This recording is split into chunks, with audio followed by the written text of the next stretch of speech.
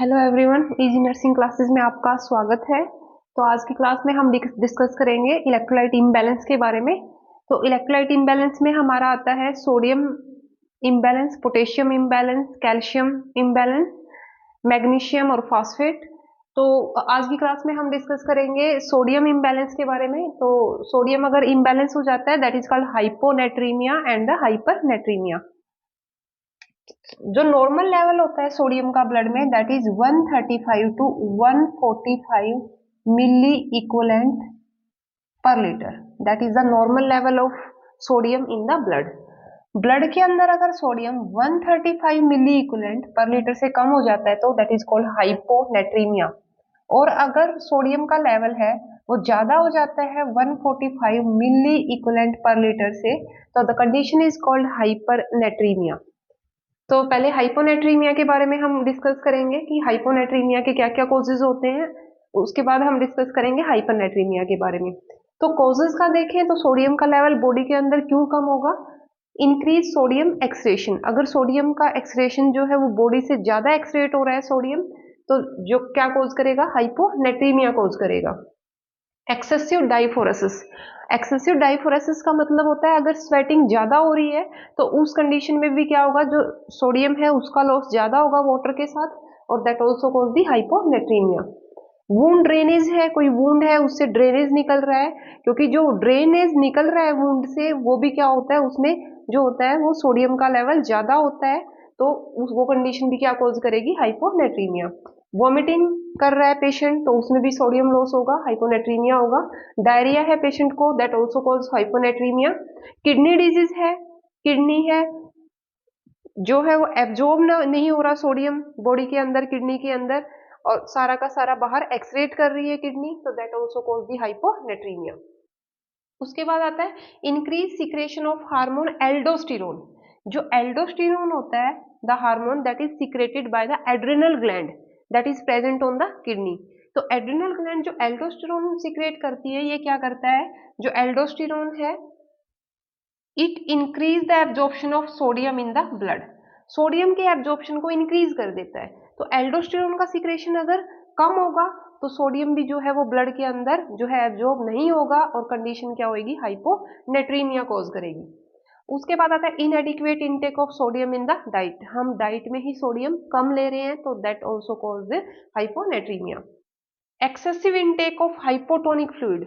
हमने पेशेंट को hypotonic fluid ज्यादा दे दिया है, तो उस कंडीशन में भी क्या होता है, अगर ज्यादा फ्लूइड हम पेशेंट को देंगे तो डाइल्यूशन की वजह से क्या कॉज करता है? That cause the hyponatraemia. उसके बाद है हमारा SIADH, syndrome of inappropriate secretion of antidiuretic hormone. SIADH means syndrome of inappropriate secretion of anti diuretic hormone. अगर एडीएच का सिक्रेशन ज्यादा हो गया है, एंटी डायूरेटिक हार्मोन ज्यादा सिक्रेट कर रहा है, तो ये क्या करता है? एंटी डायूरेटिक हार्मोन ये वाटर के रीअब्जॉर्प्शन को ब्लड के अंदर इंक्रीज कर देता है बॉडी के अंदर। तो बॉडी के अंदर जो है वो वाटर ज्यादा रीअब्जॉर्ब होगा।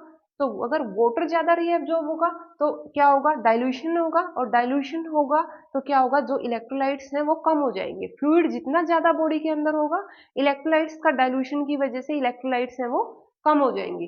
तो अगर ज्यादा वाटर एब्जॉर्ब हो रहा है SIADH में तो क्या होगा? सोडियम का लेवल है वो ऑटोमेटिकली कम हो जाएगा। फिर हमारा आता है हाइपरग्लाइसीमिया। अगर पेशेंट को ब्लड शुगर है वो बढ़ा हुआ है शुगर का लेवल, तो उसकी वजह से भी क्या होता है? जो सोडियम का लेवल है वो कम हो जाता है, हाइपोनेट्रीमिया होता है पेशेंट को। हार्ट फेलियर के केस में भी क्या होता है? पेशेंट को हाइपोनेट्रीमिया कॉज करता है हार्ट फेलियर, उसमें भी क्या होता है? सोडियम का लेवल डिक्रीज हो जाता है। फिर हमारा आता है हाइपरनेट्रीमिया के बारे में। हाइपरनेट्रीमिया हमने पढ़ा कि अगर सोडियम का लेवल बॉडी के अंदर या ब्लड के अंदर more than 145 milliequivalent per litre से ज्यादा है, तो हम उस कंडीशन को क्या बोलते हैं? हाइपरनेट्रीमिया। तो हाइपरनेट्रीमिया कब होगा? Decrease sodium excretion. सोडियम का एक्सक्रेशन जो है वो कम हो रहा है बॉडी से, सोडियम एक्सक्रेट नहीं हो रहा, तो उस कंडीशन में क्या होगा? हाइपरनेट्रीमिया। कॉर्टिकोस्टेरॉइड्स कई बार पूछते हैं पेशेंट, कॉर्टिकोस्टेरॉइड्स अगर ले रहा है लंबे टाइम से तो कॉर्टिकोस्टेरॉइड्स क्या कॉज करते हैं? दे कॉज दी हाइपरनेट्रीमिया। ठीक है, तो क्वेश्चन बहुत बार पूछा जाता है कॉर्टिकोस्टेरॉइड अगर पेशेंट ले रहा है तो क्या कॉज करेंगे? हाइपरनेट्रीमिया कॉज करते हैं पेशेंट के अंदर। कोई किडनी डिजीज है वो हाइपोनेट्रीमिया भी कॉज कर सकती है, हाइपरनेट्रीमिया भी कॉज कर सकती है। अगर किडनी डिजीज की वजह से सोडियम रीएब्जॉर्ब नहीं हो रहा है बॉडी के अंदर तो हाइपोनेट्रीमिया होगा, और बॉडी अगर किडनी उसको एक्सक्रीट नहीं कर पा रही है बॉडी से तो क्या होगा, हाइपरनेट्रीमिया होगा। उसके बाद है increase oral and IV intake of sodium. अगर सोडियम डाइट में ज्यादा ले रहे हैं या आईवी हमने सोडियम ज्यादा दे दिया है, जैसे नॉर्मल सलाइन जो होता है उसमें सोडियम होता है नॉर्मल सलाइन के अंदर, तो हमने ज्यादा इन्फ्यूज कर दिया पेशेंट को, तो उस केस में भी क्या होता है पेशेंट को हाइपरनेट्रीमिया। Increase water intake, decrease water intake, sorry decrease water intake है, पेशेंट कम ले रहा है पानी तो इलेक्ट्रोलाइट्स बढ़ जाएंगे। हाइपोडाइल्यूशन की वजह से डाइल्यूशन कम होगा, वाटर कम है बॉडी में तो इलेक्ट्रोलाइट्स का जो लेवल है वो इंक्रीज हो जाता है तो हाइपरनेट्रीमिया होगा। फीवर है, ऐसी कोई भी कंडीशन है जिसमें बॉडी की मेटाबॉलिज्म इंक्रीज हो रही है तो दैट कॉज द हाइपरनेट्रीमिया, उसमें सोडियम का लेवल है इंक्रीज हो जाता है, तो फीवर के अंदर मेटाबॉलिज्म इंक्रीज हो रही है, हाइपरवेंटिलेशन, रेस्पिरेटरी रेट है पेशेंट की वो इंक्रीज हो रही है, तो उस केस में भी क्या होता है पेशेंट को हाइपरनेट्रीमिया। इसके अलावा पेशेंट को डायबिटीज इंसिपिडस है। डायबिटीज इंसिपिडस में क्या होता है, जो एडीएच है उसका सिक्रेशन क्या होता है, डिक्रीज हो जाता है एडीएच का सिक्रेशन। एडीएच का सिक्रेशन डिक्रीज होगा तो बॉडी के अंदर वाटर का रीएब्जॉर्प्शन नहीं होगा, और बॉडी के अंदर अगर वाटर रीएब्जॉर्ब नहीं होगा तो इलेक्ट्रोलाइट्स हैं उनकी कंसेंट्रेशन ब्लड के अंदर इंक्रीज हो जाएगी, और इलेक्ट्रोलाइट्स बढ़ेंगे तो दैट कॉज द हाइपरनेट्रीमिया। ठीक है, तो एक चीज आपको ध्यान रखनी है, अगर डाइल्यूशन होगा, फ्लूइड ज्यादा देंगे तो ब्लड के अंदर डाइल्यूशन की वजह से इलेक्ट्रोलाइट्स की कंसेंट्रेशन कम हो जाएगी। ठीक है, और अगर वाटर बॉडी के अंदर कम है तो उस कंडीशन में क्या होता है, इलेक्ट्रोलाइट्स की कंसेंट्रेशन बढ़ जाती है बॉडी के अंदर, और उस कंडीशन में क्या होता है, हाइपरनेट्रीमिया। तो ये था कॉजेज के बारे में हाइपोनेट्रीमिया और हाइपरनेट्रीमिया के। इसके बाद असेसमेंट है हाइपोनेट्रीमिया और हाइपरनेट्रीमिया की। असेसमेंट में कार्डियोवास्कुलर सिस्टम के अंदर अगर नॉर्मोवॉर्मिक है, नॉर्मोवॉर्मिक का मतलब कि अगर ब्लड वॉल्यूम है वो नॉर्मल है और हाइपोनेट्रीमिया है तो जो बीपी और पल्स है वो नॉर्मल रहेगी। अगर हाइपोवोल्मिया है यानी कि जो ब्लड वॉल्यूम है वो कम है तो बीपी है वो कम हो जाएगा और जो सेंट्रल वीनस प्रेशर है वो भी डिक्रीज हो जाएगा और जो पल्स रेट है वो वीक हो जाएगी। अगर हाइपोवोल्मिक वॉल्यूमिया है साथ में यानी कि ब्लड वॉल्यूम बढ़ गई है तो रैपिड बाउंडिंग पल्स होगी, बीपी है वो राइज कर जाएगा हाइपोनेट्रीमिया के साथ में, और जो सेंट्रल वीनस प्रेशर है वो भी इंक्रीज हो जाएगा। उसके बाद रेस्पिरेटरी सिस्टम है, रेस्पिरेटरी सिस्टम के अंदर जो स्केलेटल मसल होती है वो वीक हो जाएगी। रेस्पिरेटरी मसल्स वीक होने की वजह से सैलो इनइफेक्टिव रेस्पिरेशन होगी। न्यूरोमस्कुलर के अंदर मसल वीकनेस होगी, डीप टेंडन रिफ्लेक्स होगा। सेंट्रल नर्वस सिस्टम के अंदर पेशेंट को हेडेक होगा, कंफ्यूजन होगा और पेशेंट को कोमा, पेशेंट है जो कोमा में भी जा सकता है अगर हाइपोनेट्रीमिया ज्यादा हो गया है तो। जीआई के अंदर जो मोटिलिटी है, पेरिस्टाल्सिस है वो इंक्रीज हो जाएगी, बाउल साउंड है वो हाइपर एक्टिव हो जाएगी, क्रैम्प्स होंगे, एब्डोमिनल क्रैम्प्स होंगे और साथ में पेशेंट को डायरिया होगा। रीनल के अंदर यूरिनरी आउटपुट इंक्रीज हो जाएगा, अगर हाइपोनेट्रीमिया है यूरिनरी आउटपुट इंक्रीज हो जाएगा कंपनसेट करने के लिए, चीज ज्यादा वाटर है वो लॉस होगा ताकि जो इलेक्ट्रोलाइट है वो इंक्रीज हो जाए। इंटेगुमेंट्री सिस्टम के अंदर जो म्यूकस मेम्ब्रेन है वो ड्राई हो जाएगी, स्किन है वो ड्राई हो जाएगी। हाइपरनेट्रीमिया के अंदर ये भी रिस्पॉन्ड करता है वस्कुलर वॉल्यूम चेंजेस के साथ में, जैसे जैसे वस्कुलर वॉल्यूम चेंज होएगी वैसे वैसे इफेक्ट आएगा हाइपरनेट्रीमिया के केस में भी। उसके बाद रेस्पिरेटरी सिस्टम है, रेस्पिरेटरी सिस्टम के अंदर अगर हाइपरनेट्रीमिया है तो हाइपरनेट्रीमिया में अगर ब्लड वॉल्यूम साथ में बढ़ी हुई है तो that cause the pulmonary oedema.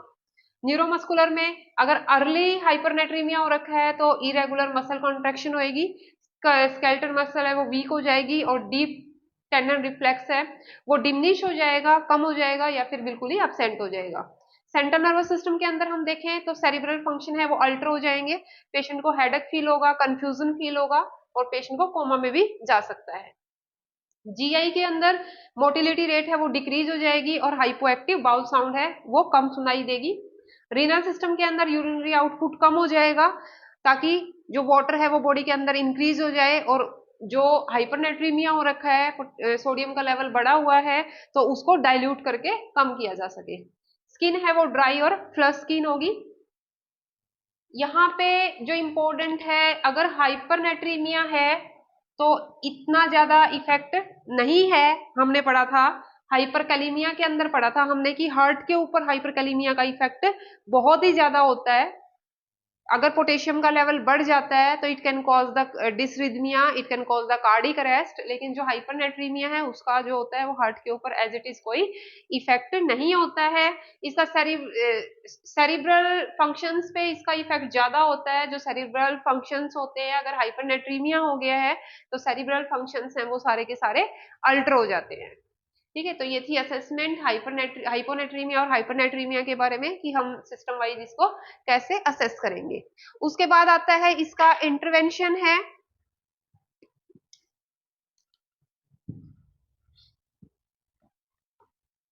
कि अगर हाइपोनेट्रीमिया है उसको कैसे ट्रीट करेंगे, और हाइपोनेट्रीमिया अगर हो रखा है तो उसको हम कैसे ट्रीट करेंगे।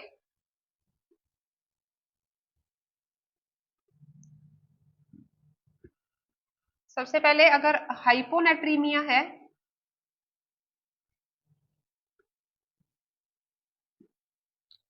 यानी कि सोडियम का लेवल है वो कम हो रखा है, तो हम क्या करेंगे, increase intake of sodium. Sodium का इनटेक है वो इंक्रीज कर देंगे, यानी कि ऐसी डाइट देंगे पेशेंट में जिसमें सोडियम ज्यादा है। जैसे प्रोसेस्ड फूड होते हैं, जैसे कि बटर है, चीज है, मिल्क है, और इसके अलावा टेबल साल्ट है हमारा, जो कि बहुत ही अच्छा सब्स्टिट्यूट है सोडियम के लिए। तो ये सारी चीजें हम पेशेंट को देंगे। आईवी फ्लूइड देंगे पेशेंट को जिसके अंदर सोडियम है, आईवी फ्लूइड दे सकते हैं, जैसे कि नॉर्मल सलाइन है पेशेंट को हम इन्फ्यूज कर देंगे। इसके अलावा अगर पेशेंट को SIADH syndrome of inappropriate and excessive secretion of ADH hormone है, अगर पेशेंट को SIADH है, हमने पढ़ा था कि ADH क्या करता है, इंक्रीज रीएब्जॉर्प्शन ऑफ वाटर। अगर SIADH है, वाटर का रीएब्जॉर्प्शन ज्यादा हो रखा है होगा बॉडी के अंदर, वाटर का रीएब्जॉर्प्शन ज्यादा होगा तो ये हाइपोनेट्रीमिया को इंक्रीज करेगा, क्योंकि it cause a dilution. Dilution अगर होगा तो जो इलेक्ट्रोलाइट्स हैं वो डाइल्यूट होंगे और जो उनका अमाउंट है ब्लड के अंदर वो कम हो जाएगा। तो हम क्या करेंगे, अगर SIADH है तो ADH एंटागोनिस्ट देंगे पेशेंट को, ADH antagonist, these are given to the patient. इसके अलावा जो एक्स्ट्रा वॉल्यूम हो रखी है बॉडी के अंदर, एक्स्ट्रा फ्लूइड जो है वो कलेक्ट हो रखा है, तो उसको हम निकालने के लिए ऑस्मोटिक डायूरेटिक्स देंगे। अगर हाइपरवॉलीमिया हो रखा है, एक्सेस फ्लूइड वॉल्यूम है, तो ऑस्मोटिक डायूरेटिक्स जो है वो हम पेशेंट को देंगे। हाइपोनेट्रीमिया के अंदर जो क्वेश्चन पूछा जाता है, जो इम्पोर्टेंट है, बहुत ही बार जिसके ऊपर क्वेश्चन आया है वो है हमारा कि अगर पेशेंट लिथियम थेरेपी के ऊपर है, अगर पेशेंट है जो है वो लिथियम थेरेपी के ऊपर है, तो हमें मॉनिटर करना होता है हाइपोनेट्रीमिया।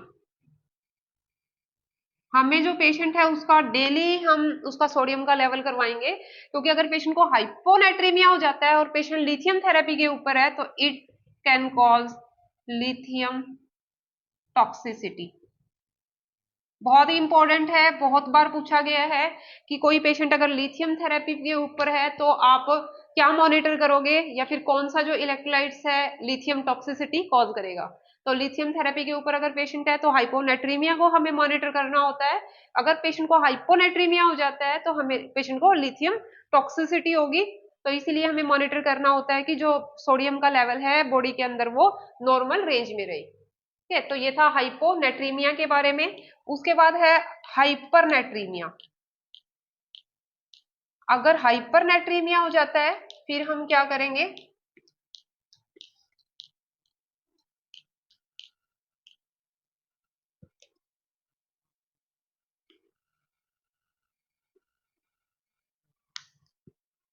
हाइपरनेट्रीमिया, हाइपरनेट्रीमिया हो जाता है तो हम क्या करेंगे, एक तो जो सोडियम है उसका जो इनटेक है वो रिड्यूस कर देंगे, decrease intake of sodium. Sodium का इनटेक है डाइट के अंदर वो कम कर देंगे अगर हाइपरनेट्रीमिया हो रखा है। दूसरा, पेशेंट को ऐसे आईवी फ्लूइड नहीं देंगे जिसके अंदर सोडियम है, जैसे कि NaCl है, इस तरह के आईवी फ्लूइड्स हैं जो पेशेंट को हम नहीं देंगे। इसके अलावा अगर हाइपरनेट्रीमिया हो रखा है तो हम पेशेंट को क्या कर सकते हैं,